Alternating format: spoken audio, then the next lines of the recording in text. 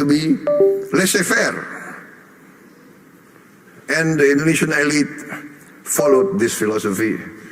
And therefore, in my opinion, we have not managed to create a level playing field for all our people. There is vast growth.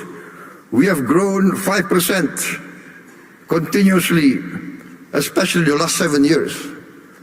Yes, 35% in 7 years. But we have not managed to have this so-called trickle-down effect. The wealth remains at the top less than 1%. And this is not a formula for success, in my opinion. Therefore, my position is this, that each country must follow its own economic philosophy. The economic philosophy that is in tune and that can be accepted by each country's culture and each country's background. Therefore, I have chosen the path of compromise, the path of the best of socialism and the best of capitalism. Pure socialism, we have seen, does not work. It's utopia. Pure socialism, we see many chances and many cases people do not want to work. Pure capitalism results in inequality, results in only a small percentage enjoying the fruits of the wealth. But our path is the path of the middle way. We want to use the creativity of capitalism, innovation, initiative. Yes, we need that. But we need government intervention to overcome poverty, overcome hunger, to intervene and to protect the weak. Because there's a danger in developing countries like Indonesia of what we consider the danger of state capture. The collusion between big capital business and government officials and political elite. In the end, the collusion between these two groups does not result in the alleviation of poverty and the widening of the middle class. Therefore, we have chosen the philosophy which, in essence and in simplicity, can be reduced to one sentence. The greatest good for the greatest many. That is our philosophy. Our government must work to bring the greatest good to the greatest many. And in this case, we have to have a clean government, free of corruption. And this, I think, is the key of rapid development. I am proud to stand here before you. In my 7 months of administration, we have achieved an increase in rice and corn production of around 50%. And this is the greatest increase production in the aggregate in the history of the Republic of Indonesia. And we have now in our government warehouses 4.4 million tons of rice, which is the largest reserve in the history of the Republic of Indonesia in just a few months of my administration. We increased efficiency, we fight very strongly against corruption, we deregulate, we cut all the regulations which increase inefficiency, and we have seen the rapid results. I believe that if Indonesia can play a good role, a positive role in international relations, for instance, our participation in BRICS, we thank the government of Russia for supporting us to be a member of BRICS very fast. I think we are one of the fastest members to be accepted in BRICS. Also, Madam President, former President of Brazil and President of the New Development Bank, we are also accepted into the member of New Development Bank, also very fast. We thank also the government of China for supporting us and the government of South Africa. And we believe that together BRICS can contribute significantly to stability, prosperity of the world.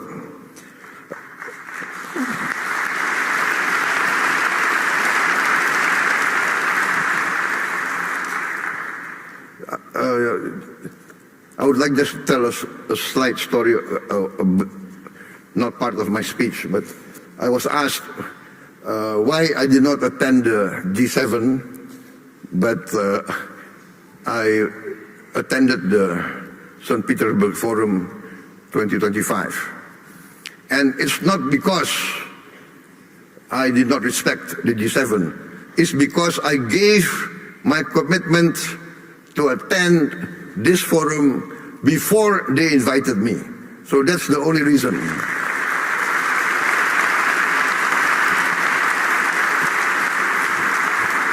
So please don't read too much into the event. Sometimes political observers, they want to read, is this a political statement? Right? No. Indonesia, by tradition, always non-aligned. We respect all countries. Our foreign policy is very simple. One phrase: 1,000 friends, too few. One enemy, too many. We want to be friends with everybody.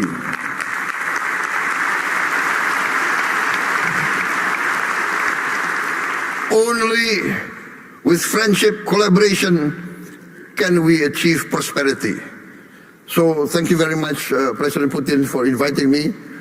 And because you invited me, I can be here today in this historic city, a city of heroism, a city of great patriotism, and as an amateur student of history, I followed the history of Russia, and I know the significance of St. Petersburg. And I had the honor of attending the cemetery of the victims of the war a few days ago. So thank you very much for this invitation.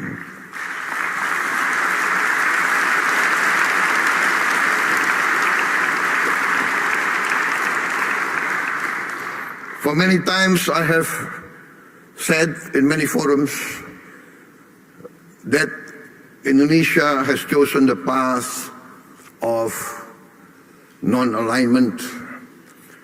We consider that this world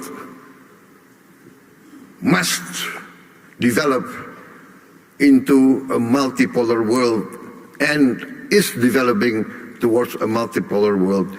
The world of unipolar centrality is past. This is the trend of history. This is what's happening in front of us. And so I value very much the leadership of Russia and the leadership of also China. And I want to be very frank, in the present world, in the global south, I think many from the global south will agree with me. Russia and China has never had double standards. Russia and China has always defended the downtrodden, has always defended the oppressed, has always fought for the justice of all peoples of the world. So I say this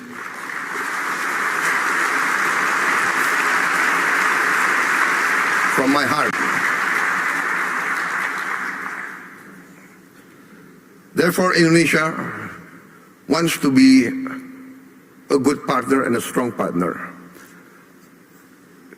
My experts tell me that in this first semester, our economic growth is more than 5%.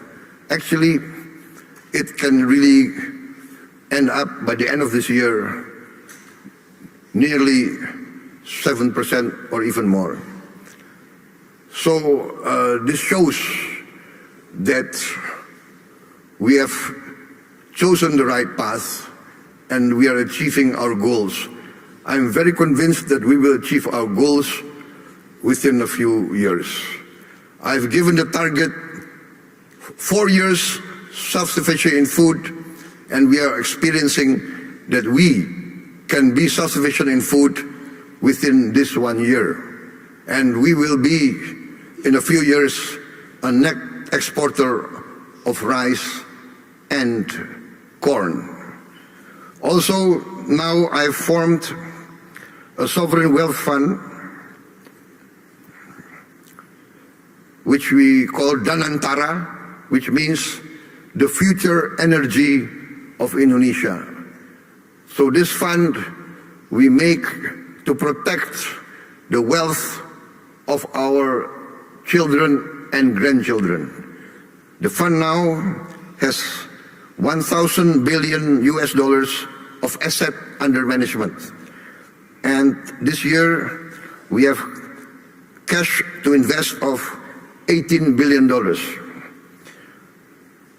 We want to work together with all strategic partners. We do not ask for assistance. We do not ask for handouts. We want to be a real partner. We want to achieve together real prosperity. We are open for business. We invite all groups from everywhere, especially Russian entities.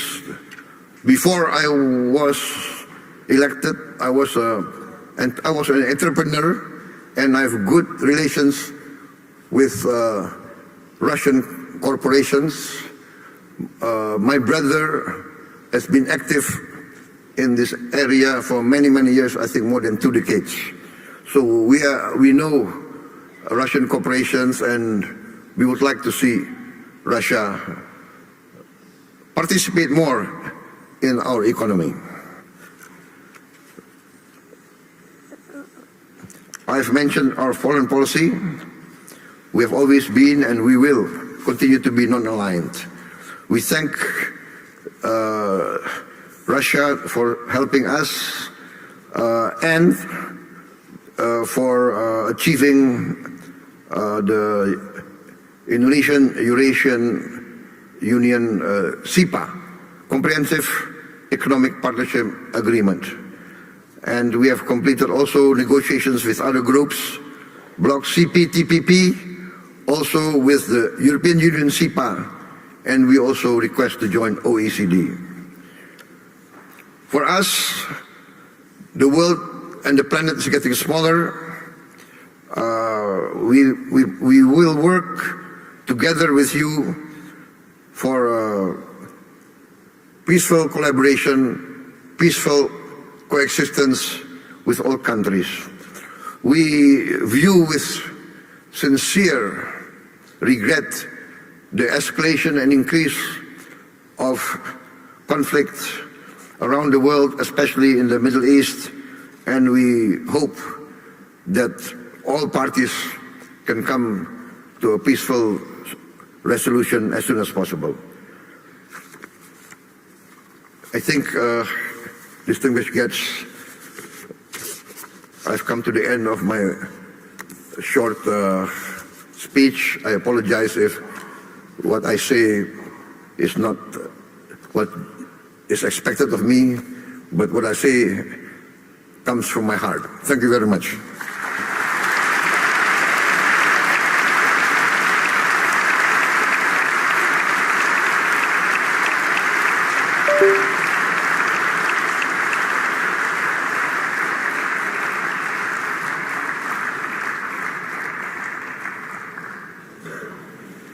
Thank you, President Subianto, and I'm not sure this is your first speech. It doesn't look like, actually. You did a great job. Thank you so much. I'll give the floor to the representative of His Majesty, the King of Bahrain for Philanthropy and Youth Affairs, National Security Advisor, Commander of the Royal Guard of the Kingdom of Bahrain, and the honor guest of this year's forum, Sheikh Nasser bin Hamad Al Khalifa. The floor is yours.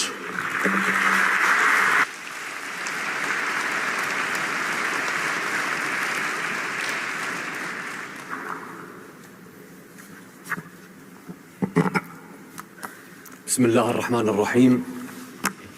In the name of Allah, the gracious and the merciful, Your Excellencies, Your Excellency President of the Russian Federation, Mr. Vladimir Putin,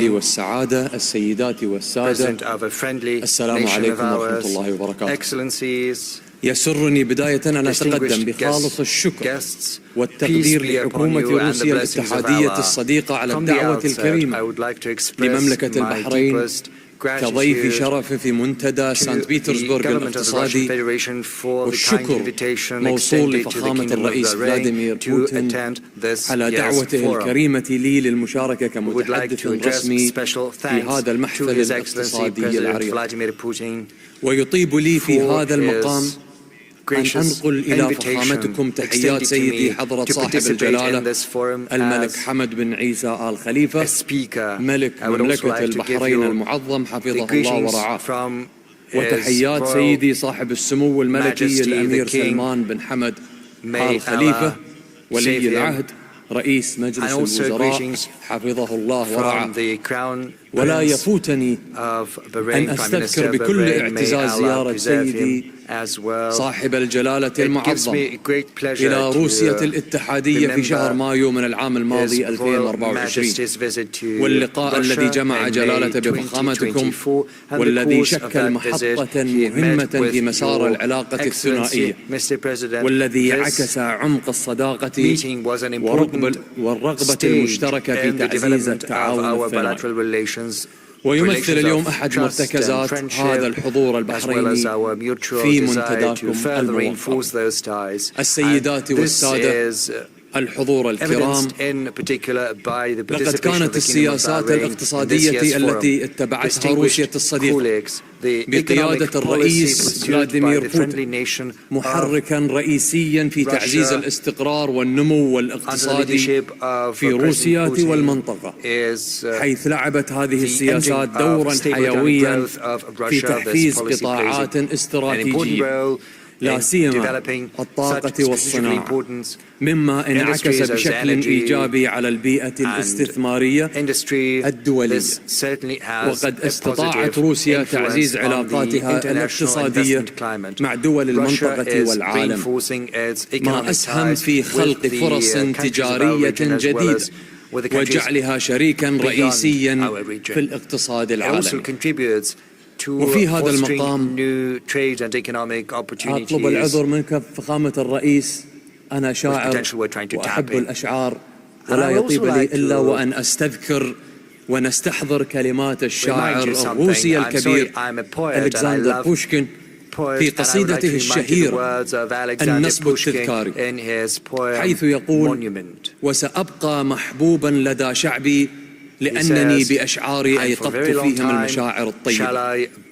فهذه فخامة الرئيس سياستكم الحكيمة مع شعبه كأشعار بوشكين لا تقاس بالأرقام وحدها.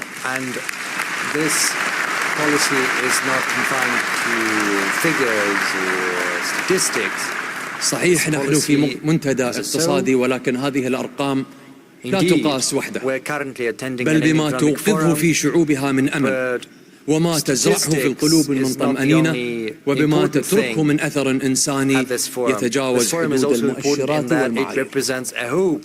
الحضور الكريم، تجسد رؤية البحرين الاقتصادية 2030 التي أطلقتها القيادة الحكيمة في مملكة البحرين إطاراً استراتيجياً شاملاً للتنمية الوطنية.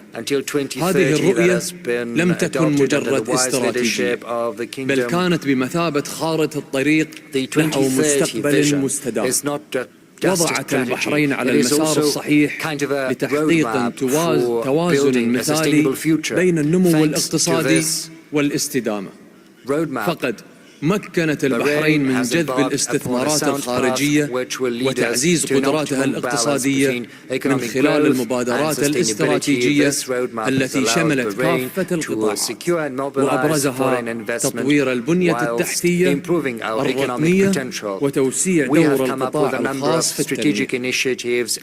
وانطلاقا من هذه النجاحات تعمل مملكة البحرين على بلورة رؤية وطنية جديدة تمتد حتى عام 2050، تستند إلى ركائز الابتكار والتحول الرقمي والاستدامة وتنويع مصادر الدخل. ويمثل هذا التوجه الاستراتيجي تأكيداً على التزام المملكة بمواكبة المتغيرات العالمية وتعزيز جاهزيتها الاقتصادية للمرحلة المقبلة من خلال شراكات دولية بناءة تسهم في تحقيق التنمية ومتوازنة على المدى البعيد. لقد شكل التركيز على تنمية رأس المال البشري محوراً رئيسياً في مسيرة نجاحنا، إذ تؤمن مملكة البحرين بأن الاستثمار في الإنسان يمثل الأساس الحقيقي لتقدم الأمم. ومن هذا المنطلق حرصت المملكة على تعزيز التعاون بين القطاعين العام والخاص لإطلاق مبادرات نوعية تهدف إلى تأهيل الكوادر البحرينية الشابة وتمكينهم من الانخراط الكامل في سوق العمل، بما يسهم في بناء اقتصاد مرن قادرا على التكيف مع المتغيرات والتحديات العالمية. كما أن البحرين قد عملت بجد على بناء بنية تحتية رقمية متطورة، مما جعلها واحدة من أبرز المراكز الرقمية في المنطقة. هذا التوجه لم يقتصر على تسهيل الأعمال، بل ساهم في توفير بيئة مثالية للابتكار والإبداع في العديد من القطاعات. اليوم يعد الاقتصاد الرقمي ركيزة أساسية في استراتيجية البحرين نحو اقتصاد قائم على المعرفة. ومن جهة أخرى تمثل الشراكة الاستراتيجية بين البحرين والدول الصديقة ومنها روسيا إحدى الدعائم التي ساهمت في تعزيز بيئة الأعمال في المملكة. فقد حافظت البحرين على علاقة قوية ومثمرة مع جميع القوى العالمية، ما أتاح لها أن تكون مركزا اقتصاديا مستقرا جاذبا للاستثمار. وتواصل البحرين سعيها إلى تسهيل حركة الاستثمارات الأجنبية من خلال توفير التشريعات والتسهيلات التي تعزز من بيئة الأعمال.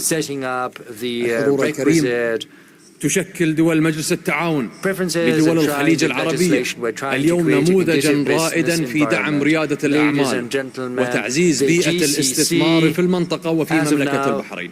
نولي أهمية بالغة لهذا الدور المحوري انطلاقا من إيماننا بأن الابتكار والإبداع ركيزتين أساسيتين لتحقيق التنمية الاقتصادية المستدامة.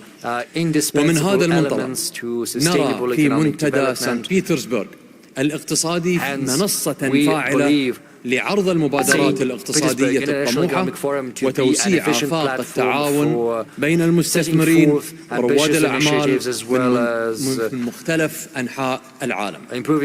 إن الاستثمار ليس عن توفير رأس المال، بل هو أيضا عن تمكين الأفكار المبدعة وتحويلها إلى مشاريع تساهم في تقدم المجتمع ونمو الاقتصادي المستدام. ومن هنا تأتي أهمية دعم الابتكار ورعاية رواد الأعمال لضمان تحفيز التقدم التكنولوجي والاقتصادي. ومن الجدير بالذكر أن تعزيز الشراكات الاقتصادية العالمية يساهم في وضع أطر تمويل مناسبة لدعم المؤسسات الصغيرة والمتوسطة والتي تشكل العمود الفقري للاقتصادات العالمية. وهذا يتطلب تضافر الجهود الدولية والمحلية لتعزيز هذه الشراكات بما يفتح آفاقا جديدة للفرص الاستثمارية ويوسع مجالات التعاون بين الدول. وفي هذا الإطار نعمل جاهدين في البحرين على تبني سياسات اقتصادية مدروسة تستهدف تطوير القطاعات الاقتصادية المختلفة بما في ذلك القطاعات التي تعتمد على الابتكار التكنولوجي وريادة الأعمال. ونحن نسعى دوما إلى توفير بيئة حاضنة للإبداع تعزز التنافسية وتفتح مجالات جديدة للتعاون الاقتصادي والتجاري مع الدول الصديقة. وفي الختام أؤكد تقدير مملكة البحرين العميق لفخامة الرئيس فلاديمير بوتين على دعوته الكريمة وحسن تنظيم هذا المنتدى الذي يعكس التزام روسيا بتعزيز الحوار الاقتصادي العالمي. كما نؤكد إيماننا بأهمية منتدى سان بيترسبرغ كمنصة فعالة لتوسيع الشراكات مع الدول الصديقة وفي طليعتها روسيا وبناء تعاون يسهم في دفع عجلة التنمية المستدامة بما ينسجم مع تطلعات رؤية البحرين الاقتصادية 2030. والسلام عليكم ورحمة الله وبركاته. Peace be upon you, as well as blessings from Allah.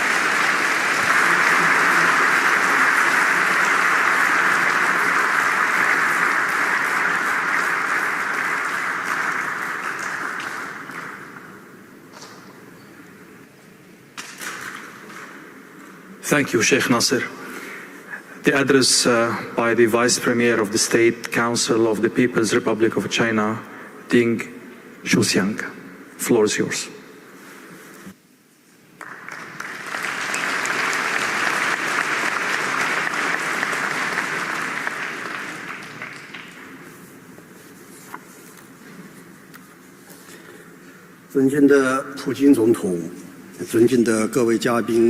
Mr. President, distinguished participants of SPIEF, ladies and gentlemen, I'm glad to have this invitation to participate in the 28th St. Petersburg International Economic Forum,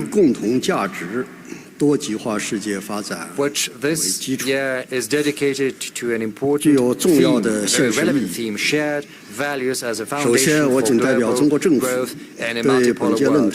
First and foremost, on behalf of China's government, let me offer you greetings and my congratulations on the successful opening of the forum. 10 years ago, President Xi Jinping of China spoke at the UN General Assembly. Back then, he said that peace, justice, development, and freedom were important. These were universal human values, as well as the noble mission of the United Nations. These values are what allows us to overcome ideologically motivated paradigms of thinking and uniting humanity. This was positively received by the international community. Right now we see unprecedented changes, and right now we see a rise in protectionism as well as one-sided actions. We see the hegemony of diktat of power, geopolitical conflicts are flaring up, we are witnessing the emergence of new risks. Right now humanity is facing a great number of shared global challenges. But referring back to President Xi's